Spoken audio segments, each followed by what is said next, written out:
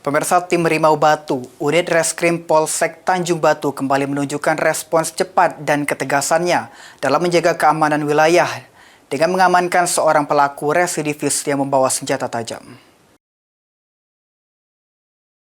Ila Suwanto alias Wanto, 29 tahun, warga desa Pajar Bulan yang diamankan petugas Polsek Tanjung Batu, Kabupaten Ogan Ilir.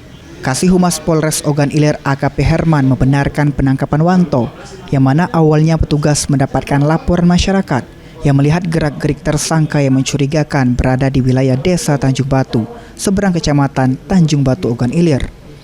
Saat diamankan dan dilakukan penggeledahan oleh polisi, didapati senjata tajam tanpa izin sebagaimana yang dimaksud dalam pasal 2 ayat UU Darurat nomor 12 tahun 1951.